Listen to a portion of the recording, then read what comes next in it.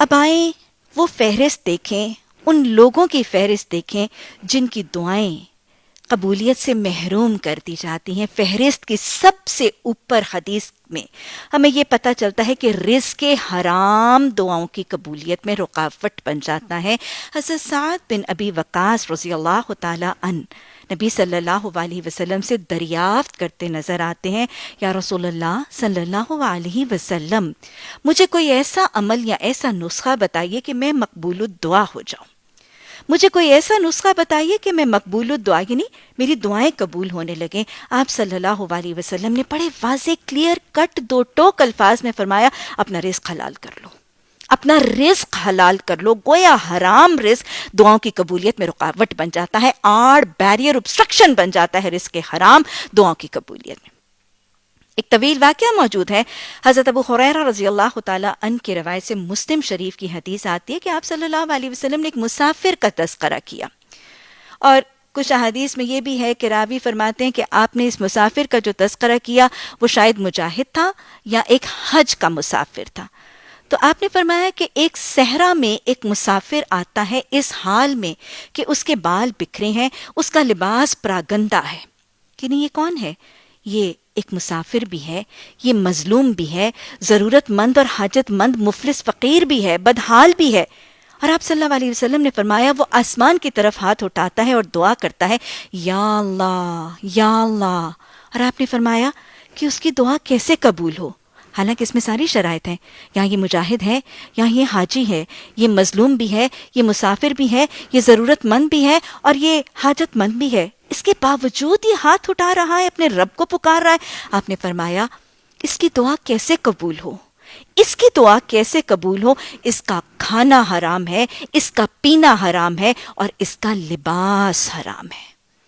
گویا ذہن نشین کر لیجئے کہ رزق حرام دعاؤں کی قبولیت میں رکاوٹ بن جاتا ہے۔ اسی طرح حدیث کے الفاظ موجود ہیں، آپ صلی اللہ علیہ وسلم نے فرمایا، تین بدبخت ایسے ہیں کہ جن کی دعا لیلۃ القدر کی رات میں بھی قبول نہیں ہوتی۔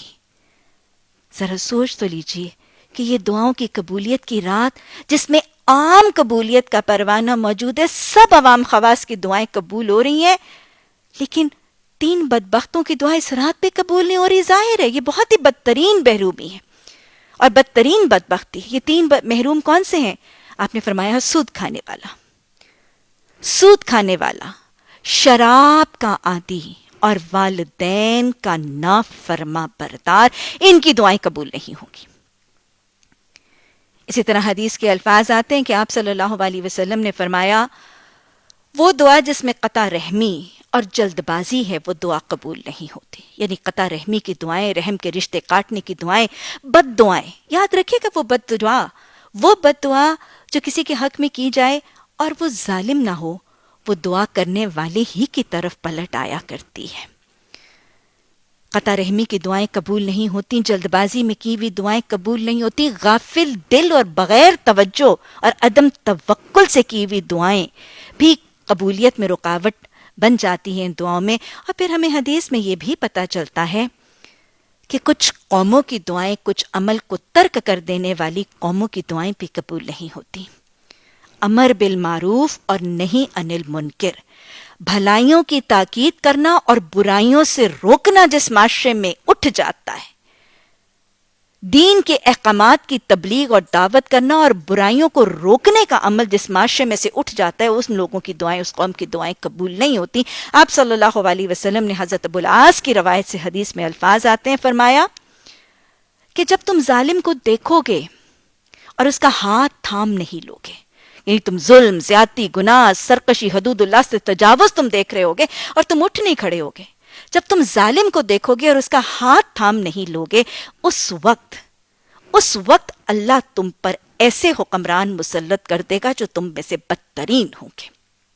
وہ تمہیں اذیتیں دیں گے اور تم ان کا کچھ نہیں بگاڑ سکو گے، وہ تمہیں اذیتیں دیں گے، تم ان کا کچھ نہیں بگاڑ سکو گے، اور تم دعائیں کرو گے اور تمہاری دعائیں قبول نہیں ہوں گی۔